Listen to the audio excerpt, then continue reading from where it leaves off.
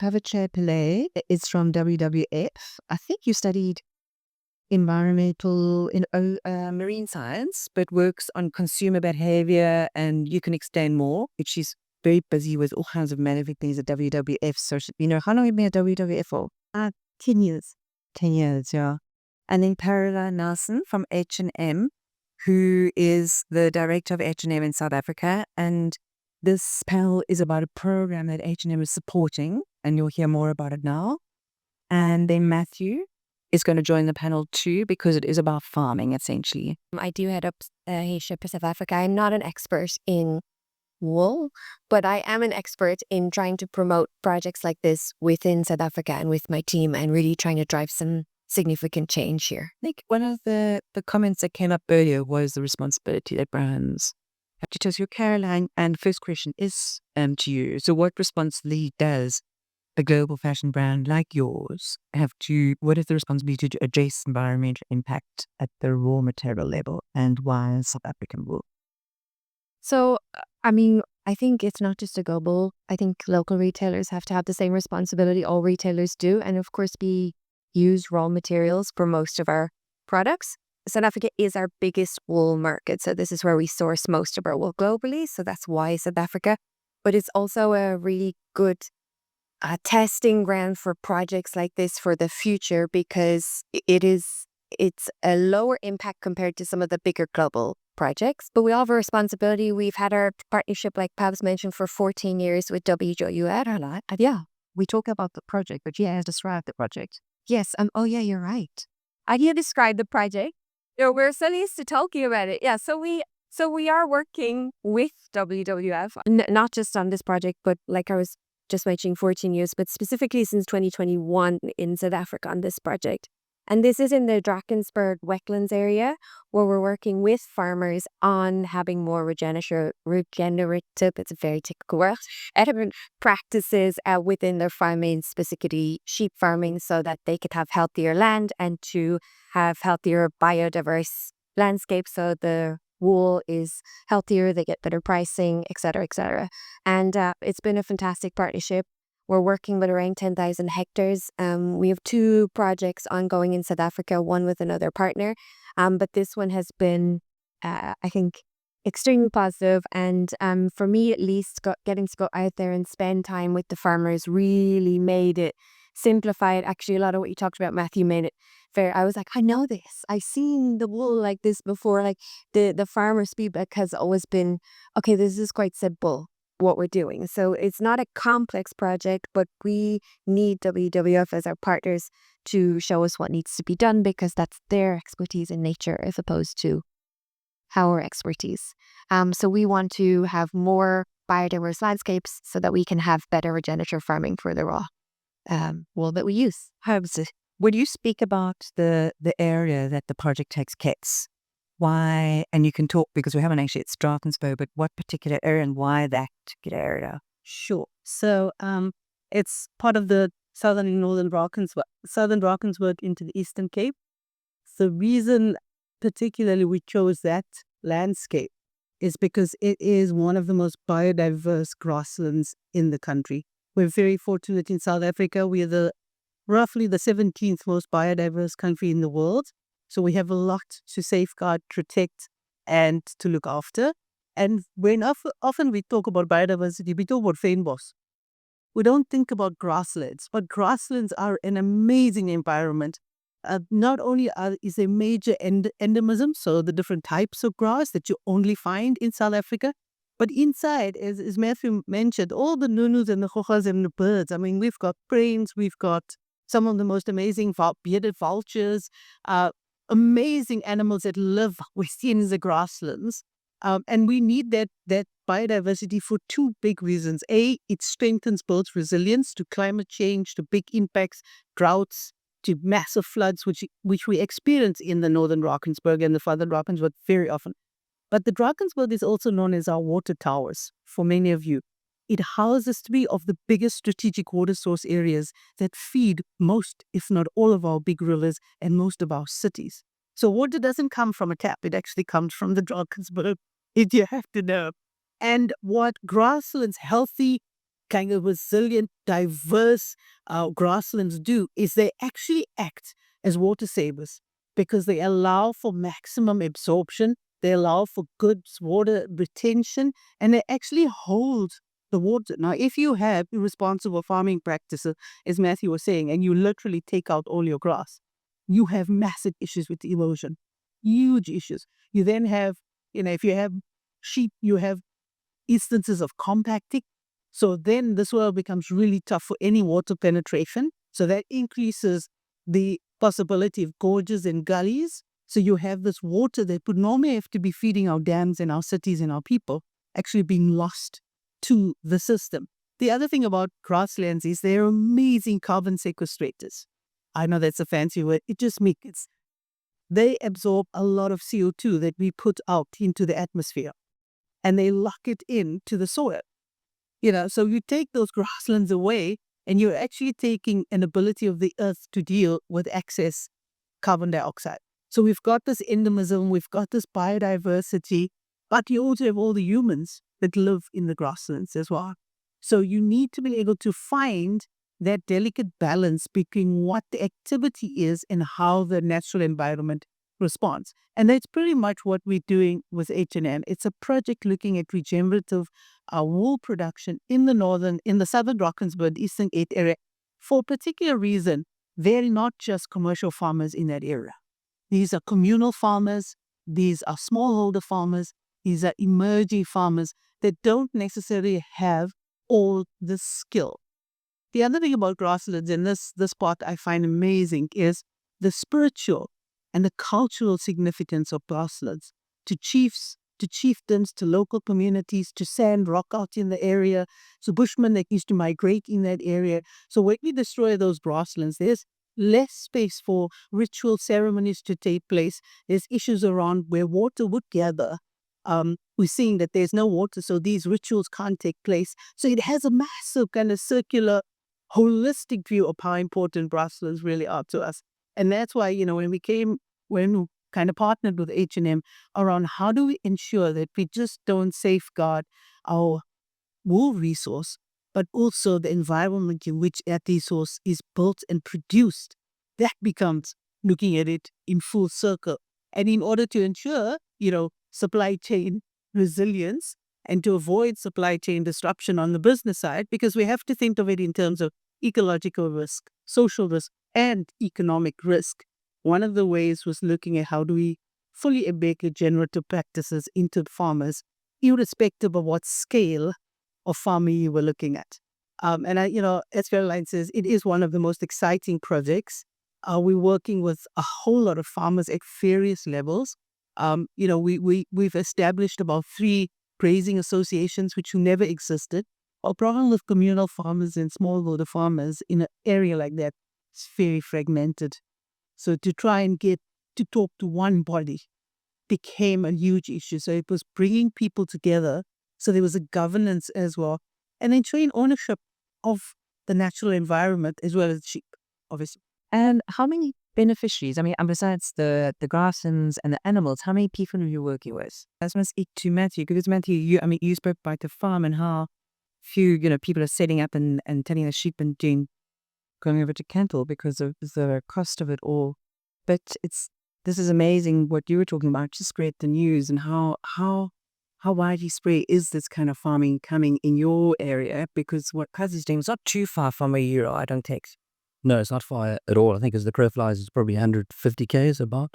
It's quite close, but very different ecosystem, obviously. Farmers have no doubt that it works. There's obviously there'll be a percent that don't, but there's a far majority knows that it works. Far majority knows where to start. A lot of it comes down to capital. It takes piping. That's what farmers need. It's just piping. Because now you need to move the water so the cattle and the sheep don't have to connect. They can graze all the areas. Put it this way, you have to spend a lot of money, which is now half your World Cup, on piping, and you're only going to get that return in 4 or 5 years later. And so that's what the farmers struggle with. Big capital outlay, and you got to wait for your money. It does happen slowly, but yeah, that's the biggest constraint. It's not farmers know-how, or you don't have to convince them. Yeah, so we at the moment, in the first phase, which has just come to end, and I'm happy to say we're moving into the second phase of the project. We're kind of working with the 3 biggest private landowner farmers in the area, 5 merging farmers, and then 389 communal farmers. And these range in flock size, as you can imagine. And as Matthew says, sometimes it's just something as simple as providing capital for infrastructure. Other times it's understanding fire management and not to suppress it, or how to suppress it, or when to suppress it. It's rangeland management, as we call it at WWF.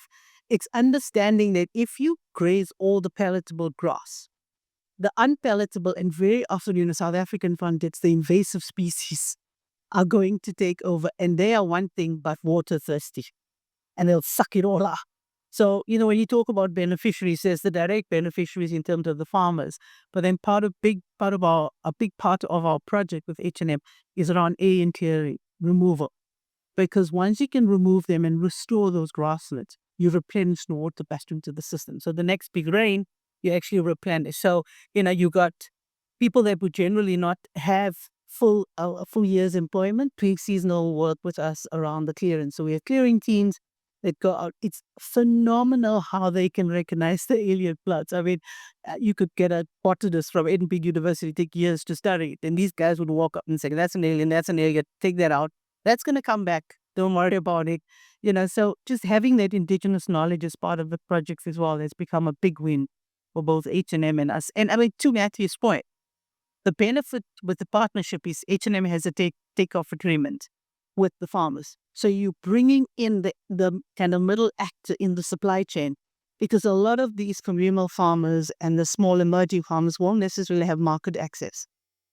So you want to be able to create those resilient supply chains and those market access points that allow for them to actually make a profit, so that they can see the benefits of actually employing regenerative practices.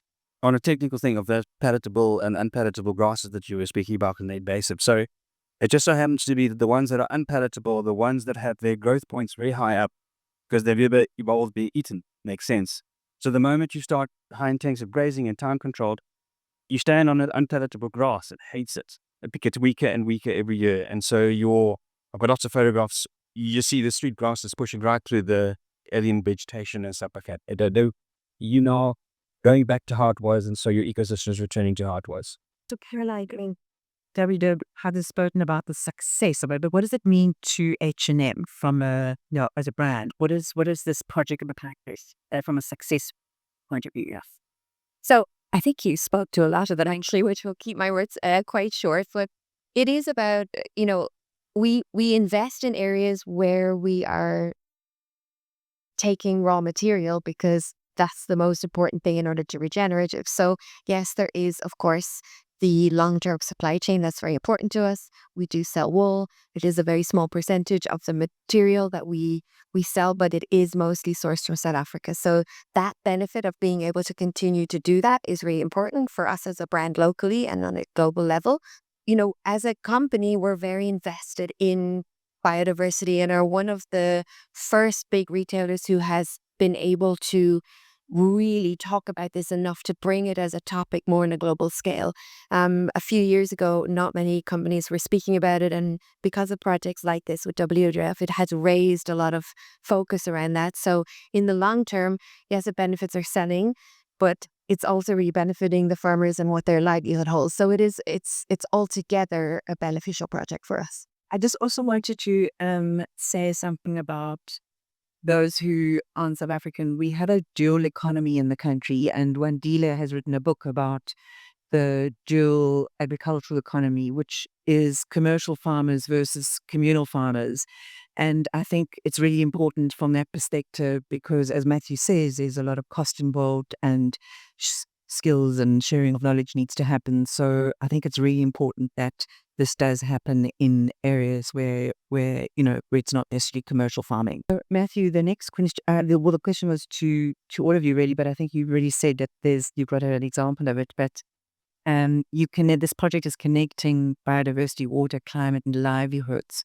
Can you share an example of how these systems are interlinked in real world farming factors? There's a guy Martinez who is between us, and he's a vet, and he his passion is, he calls it the glory of the commons or something instead of the tragedy of the commons. So he's taken the common ground around Martino, and he's managed to, just without fencing, just with water points, managed to start moving cattle around and got the whole community, does all the medication for them.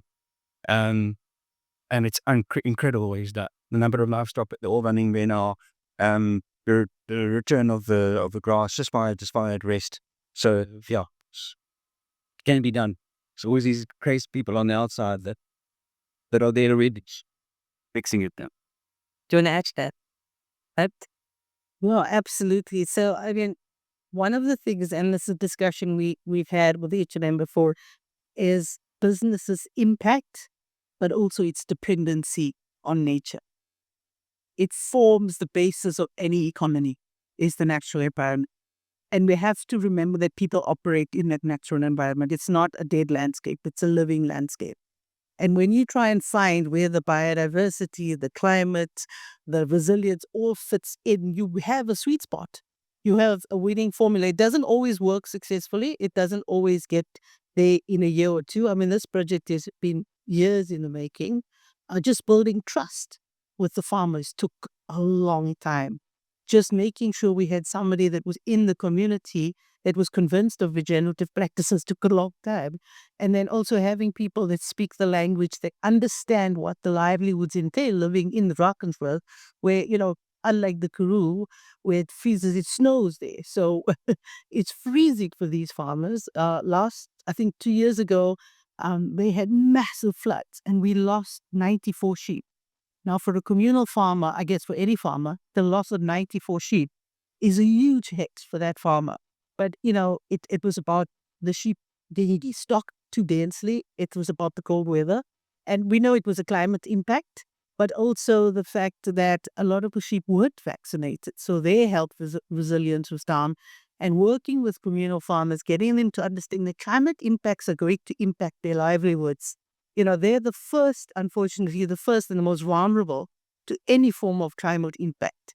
And biodiversity and climate impact, biodiversity loss and climate impact are the two faces of the same coin.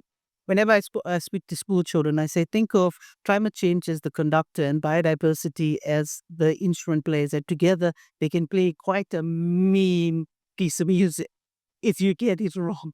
So, and it's an understanding that both biodiversity loss and climate impact, your livelihood, your business is severely impacted and could literally result in vulnerabilities in our already very unstable, vulnerable economy that South Africa exists in. So, getting them to understand their impact on the environment and the environment's impact on the farmers has been one of the biggest kind of challenges we've had to face.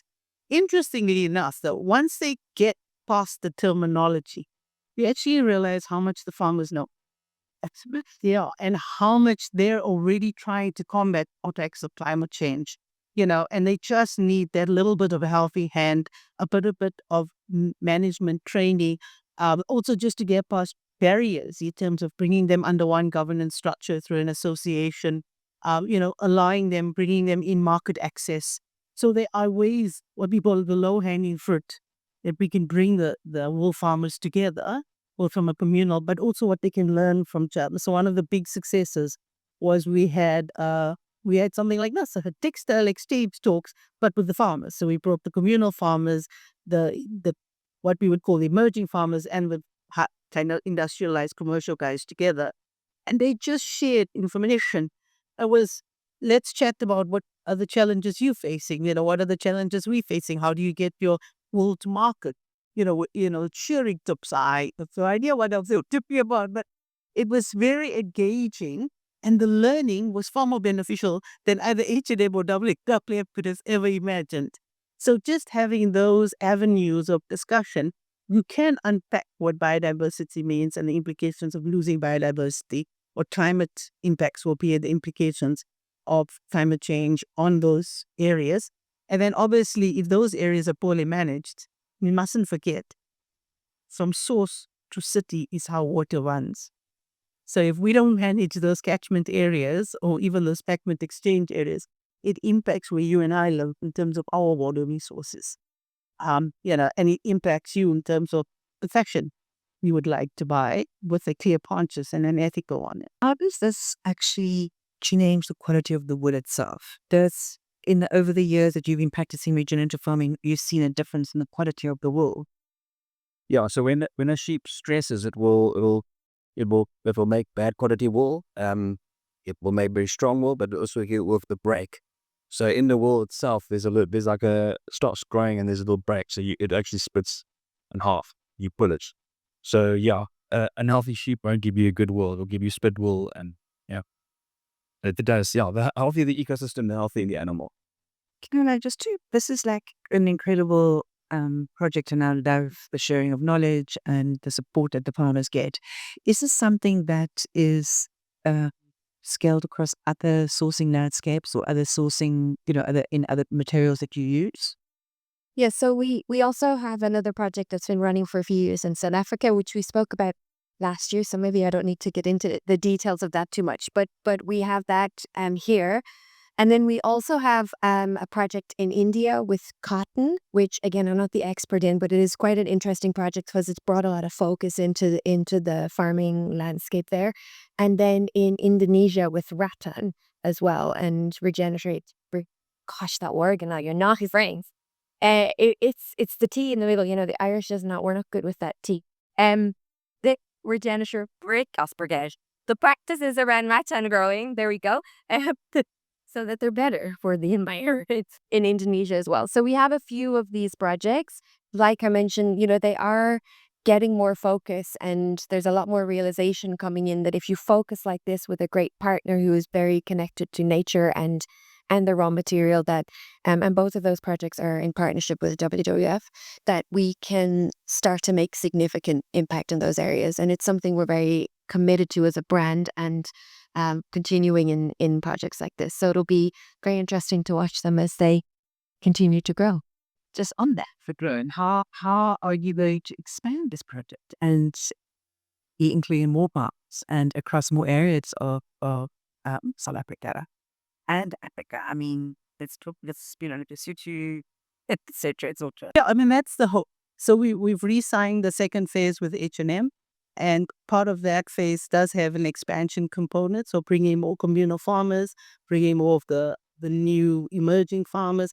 What's amazing is when other farmers see the benefits, they want to be part of the program.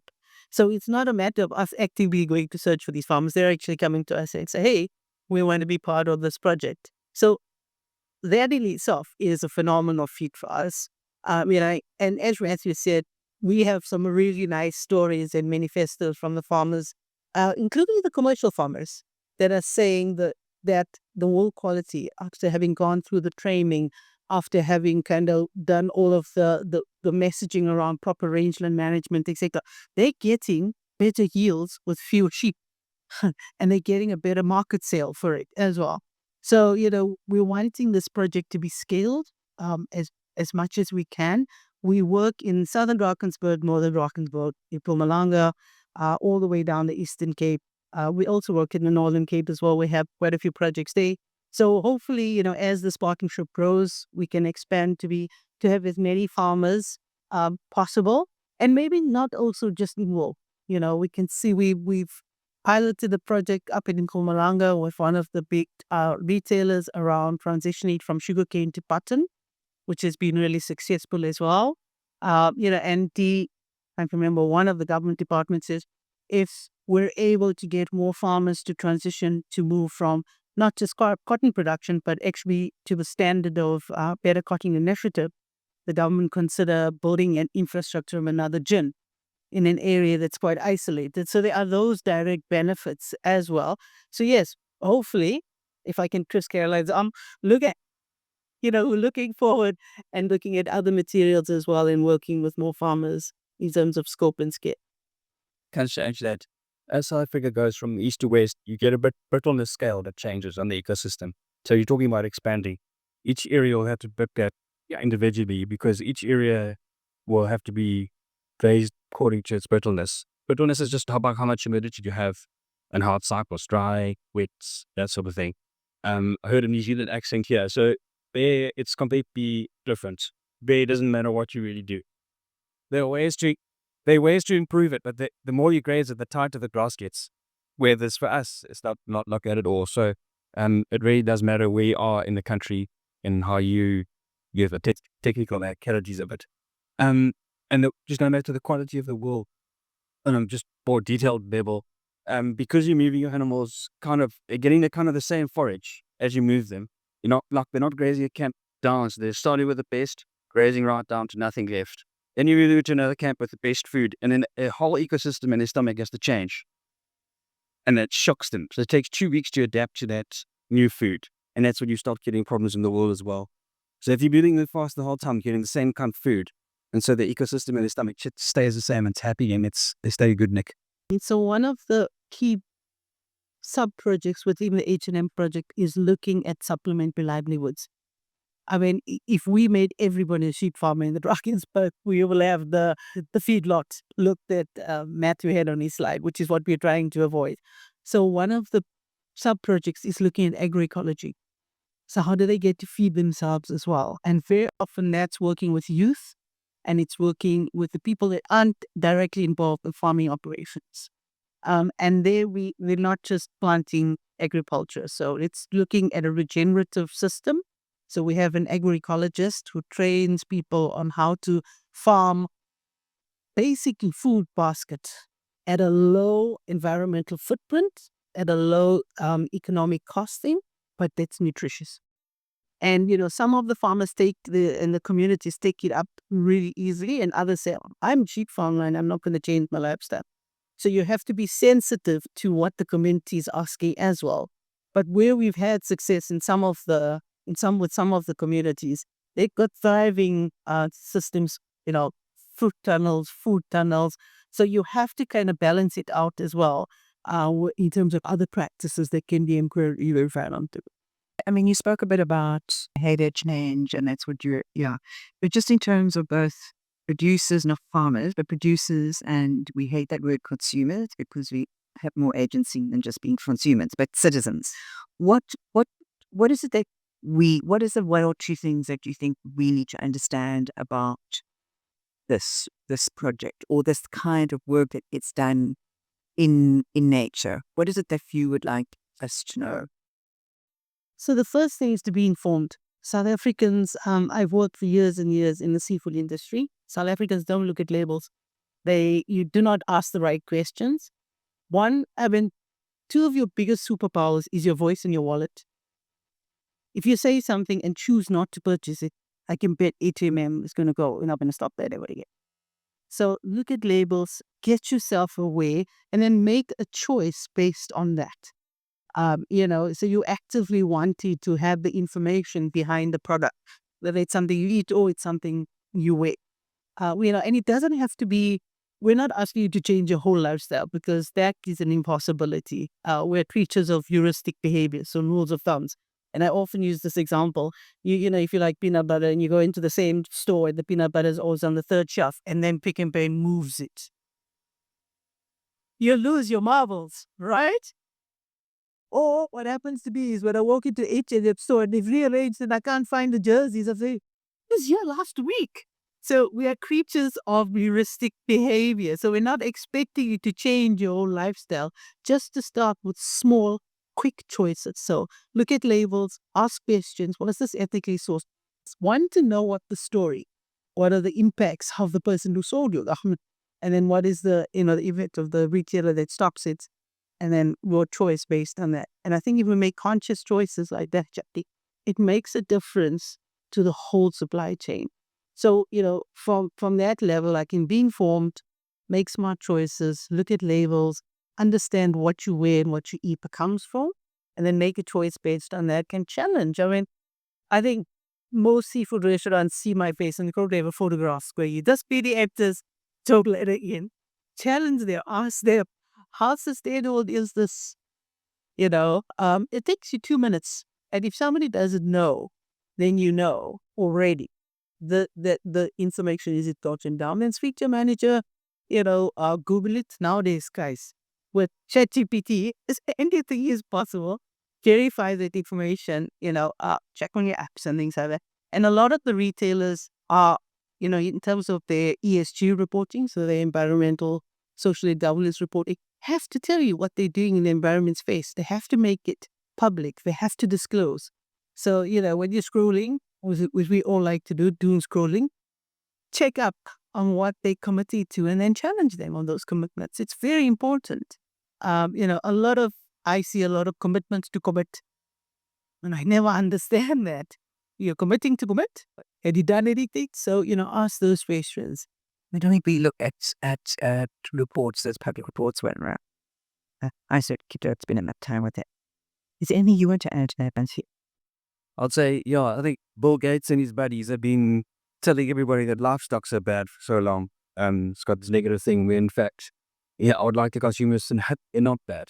It's actually part of the solution. Carol, I want you to talk a little bit about policy and the work you do around policy, because I think, we as citizens who buy things have the power, but I think a lot of the work that we do needs policy to support change. And I know that H&M is also doing work around that. Can you just tell us a little bit about? Yeah, I'll have to be very high level because most of this work is done in Sweden with our team there, and then we can follow the patsy, for lack of a better word. But we are big leaders in this, from textile exchange globally to the biodiversity work that we've been doing to, our recycling programs. We are constantly working and advocating with governments, especially in the EU, also in the US and globally, with our manufacturers across the world, to try and create the most sustainable practices within retail. And it's a lot of lobbying, and it's a lot of learning from our own learnings from the past and predicting what may happen in the future and trying to avoid that. A big part of our business is focused on this. And we are, inside of the industry, the leader for change there, even though we're very aware that we're a big part of how we got to this point within the retail industry too. So that lobbying part, this is ongoing for and now it's 23 years as part of who we are as a business. I mean, if you think 14 years with WWF and all of the partners that we've taken along the way, at the governance that we put in place, this is something we're extremely committed to. And I think if you do read our sustainability report, you will get a lot of that information as well. It is publicly available and it's very in depth, and you need to give yourself more than 5 minutes if you want to read it and dig into the details of it. Also within countries like this, like for us in South Africa, we're constantly have our hand up. What are we doing here? What can we do more of? What can we do better? We saw this thing was passed. How does that, impact us here? How can we work in a different way? So that mindset lives within our leadership teams now. And we'll continue to work on that path. It's who we are as business. It's quality fashion, price in a sustainable way.